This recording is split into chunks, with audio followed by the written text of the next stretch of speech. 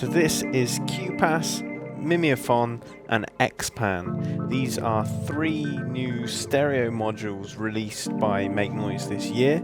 So QPAS is a stereo filter. It's a quad-core stereo filter, 12 dB, multi-mode. So we've got various different outputs here: low pass, band pass, high pass, and then this smile pass, which is something like a notch but not quite.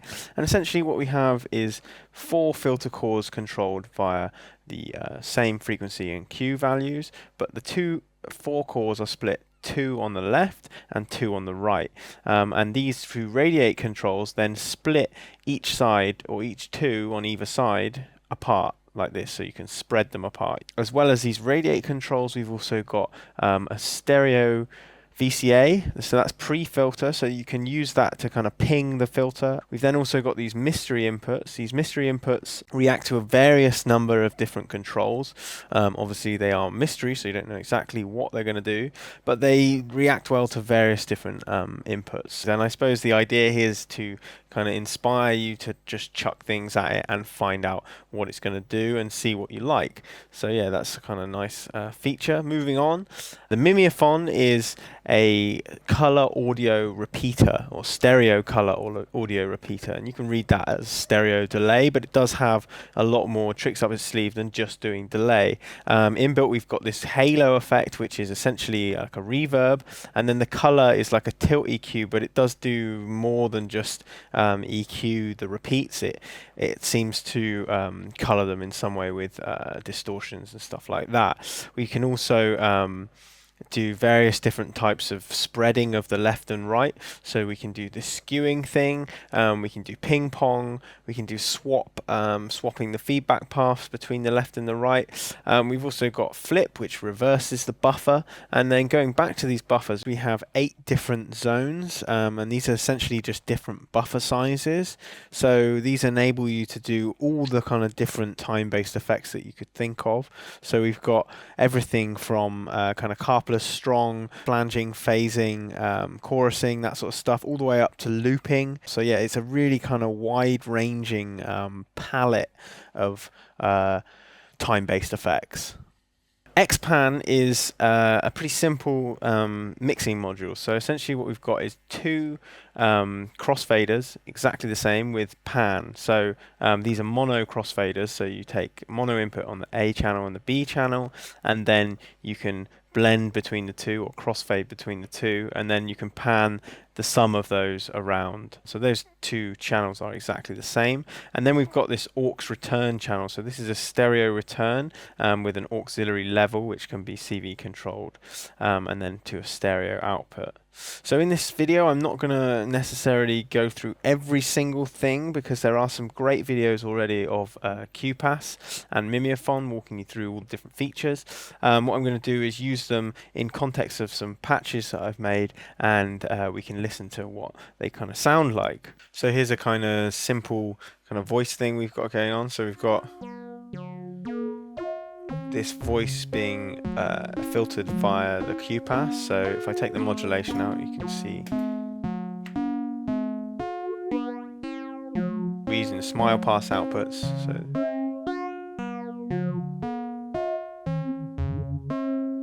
And then the radiate control is normal to the right radiate, left is normal to the right. So if we put modulation into here, so this is an envelope, I take that down, you can hear it just affecting the left. If I take that up, you can hear it affecting the right. So that's the voice, and then we've got a little bit of LFO modulation on the filter frequency as well. And then if we introduce some of the Mimeophon, you can hear how much that's adding to this patch.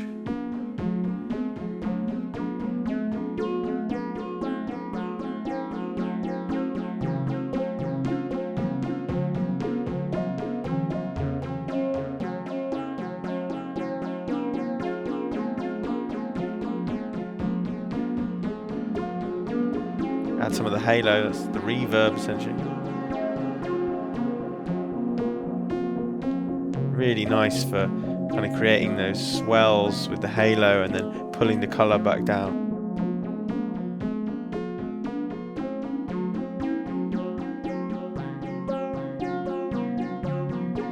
Now, the rate and the zone controls don't affect the Doppler.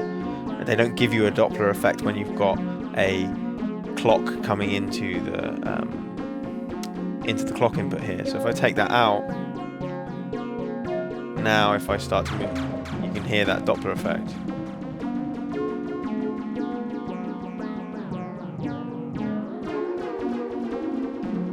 But we can always have a fixed kind of Doppler effect if we go into the micro time input here. But yeah, switching zones can be really quite effective as well.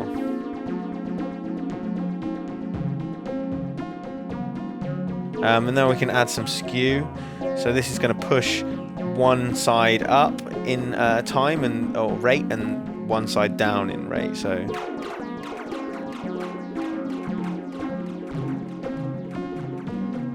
this rate becomes the difference between the two. If I then unclick that, now I can move the two together.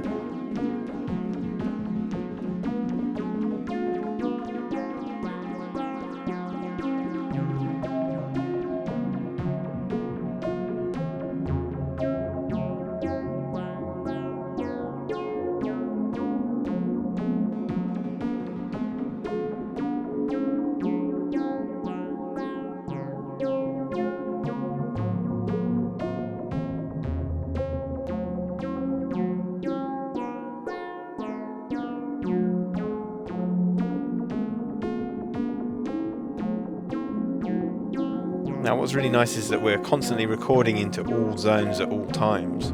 So if we go to the last zone, we can hear what we recorded maybe half a minute ago or something.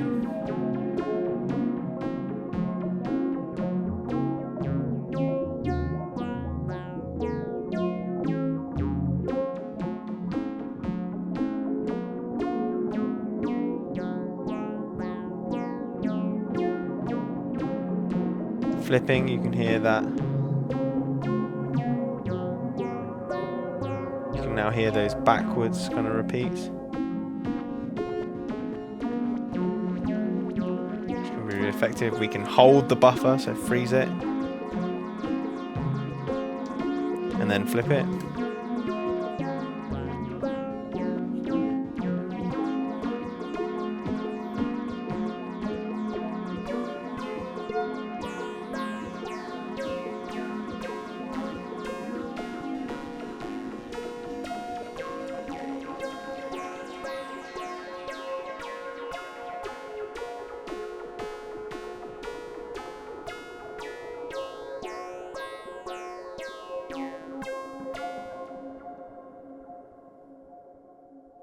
So let's have a look at using the Mimeophon as a sound source.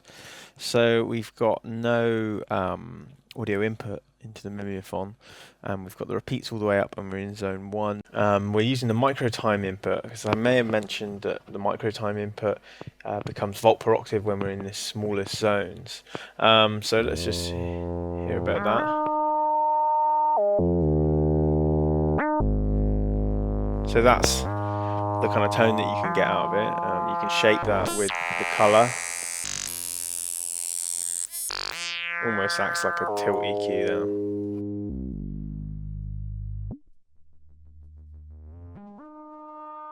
So I've got a bit more of a patch going on. We've got some percussion, which is again using a random modulation to kind of move it around. And then we've got a beat being processed via the QPAS. So it's in high pass mode.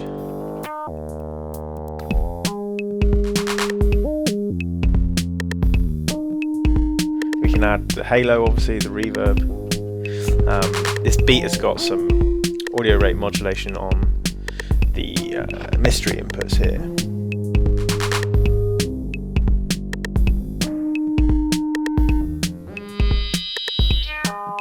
So we can do fun things like use the skew to tune the two sides. So if we hit skew, so now you can hear that the left side is an octave up.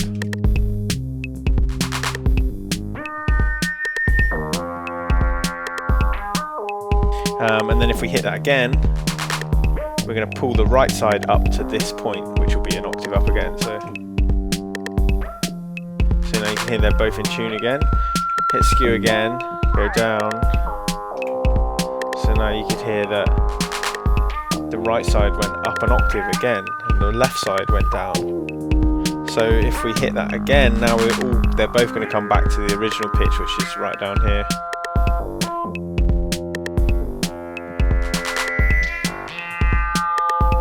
So it's quite fun using it as a sound source. We can also, if we flip the buffer, we get what's called total protonic reversal, which is the distortion that occurs when you flip a sample or flip a buffer every 70 samples.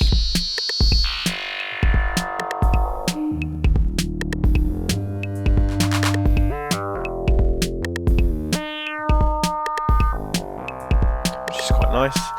We can also do kind of a bit of kind of pitch modulation with into the rate. So if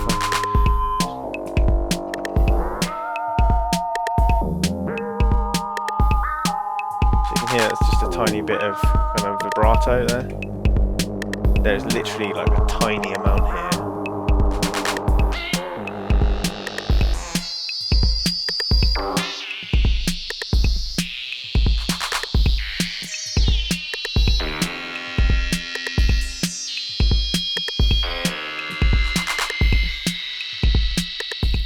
So let's have a look at this patch I've done. It's a kind of stereo chorus, I suppose you might call it. We've got, so what we're doing is we're mixing various different signals into the X-pan, and we've got some modulation on crossfade and panning. So this is the first channel. That's also going, then everything from the X-pan is going through the QPAS, and then from the QPAS into the Mimeophon. So I'll turn down the Mimeophon for a second, you can hear. So this is my first channel in the X-pan. We're using the bandpass output here. Various different radiates so that we can create some stereo movement. Obviously we've got some stereo movement anyway because we are modulating the X-pan. So this is my second voice.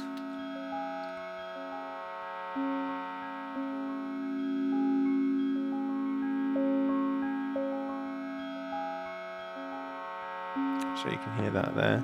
So now let's introduce some of this kind of chorus. I'll just take that second voice out for a moment so you can just hear the drone.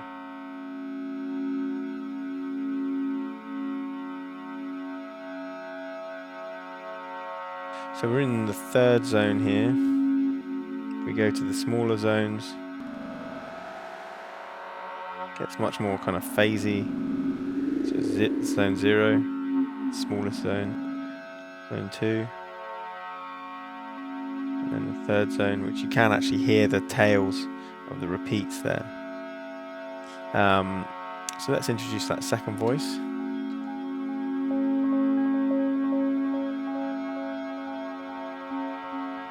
Got the colour all the way up, no halo at the moment, but we can add some of that reverb.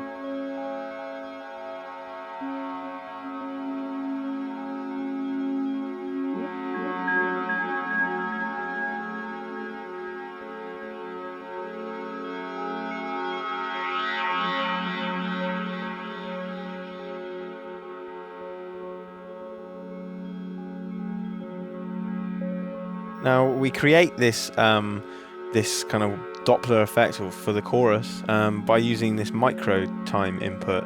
The micro time input is a constant kind of Doppler effect. So in any of the zones, we're going to be able to use the micro time input to create that Doppler effect and thus create more kind of time-based effects like flanging and phasing and chorusing and stuff like that. Obviously within zone 0, as I said, zone 0, this is a volt per octave input. But let's just play around with some of these and hear what other kind of effects we can get out of it.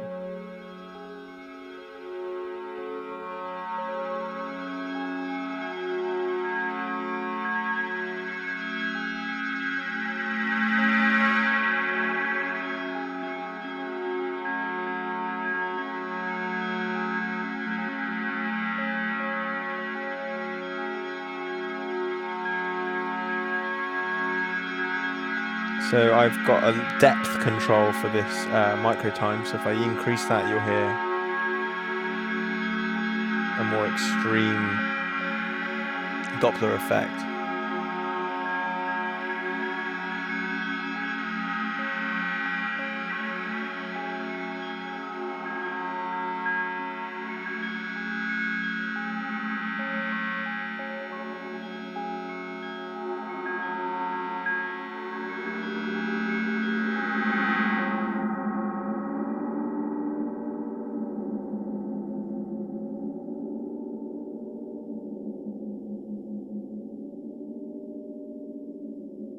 So let's have a look at the different stereo delays that we can get from a mono source. So here's my voice. It's just a voice being processed via QPAS.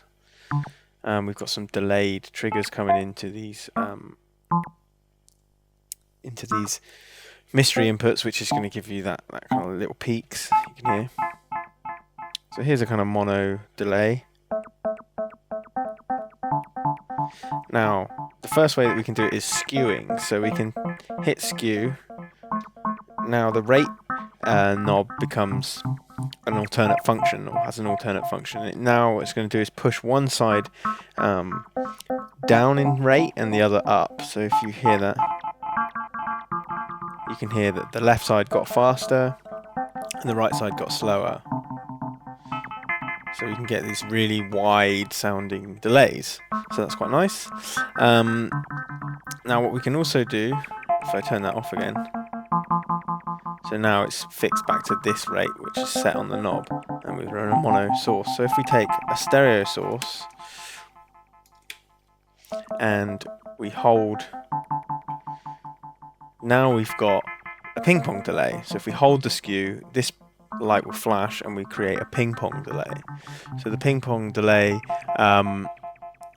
is basically summing the two inputs to mono and then bouncing back and forth between the two right channels. Now there's also a swap mode. So if we go back to our mono delay and we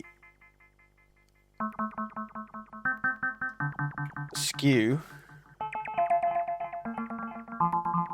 and then we hold, so now we've got swap, and what's happening here is it swaps the left and the right feedback paths. So that's kind of that voice. I've also got a bit more of a patch going on here, so let's introduce some of that. So on this B channel here on the X-Pan, we've got this pad, and then on channel 2 here, I've got this percussion.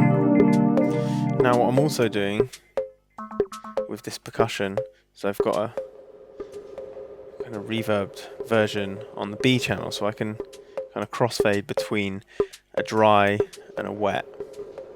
I've also got some random modulation on the panning, so that's what's kind of pushing it around.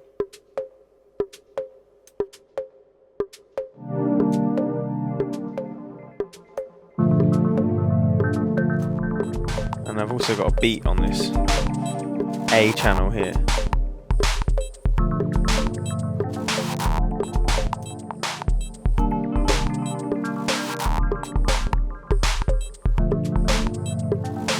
Let's just play around with the Mimeophon.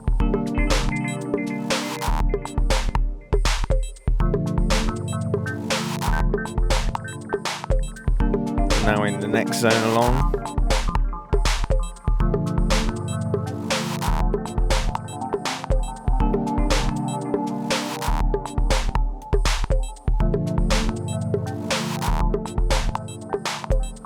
Again, I move zones.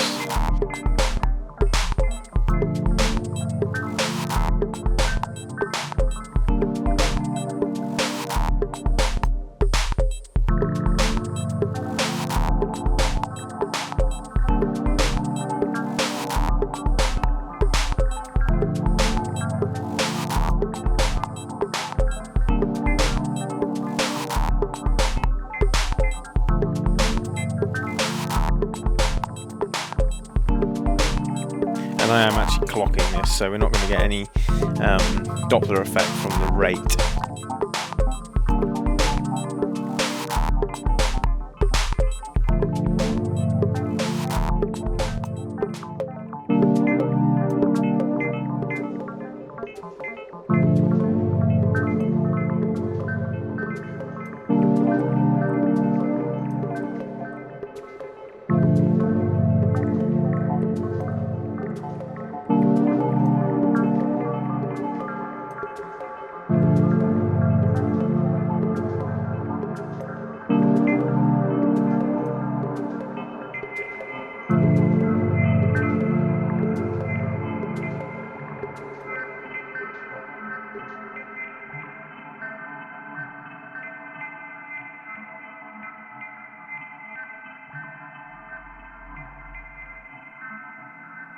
So overall, I'd have to say I do really like this kind of new stereo direction that things are moving.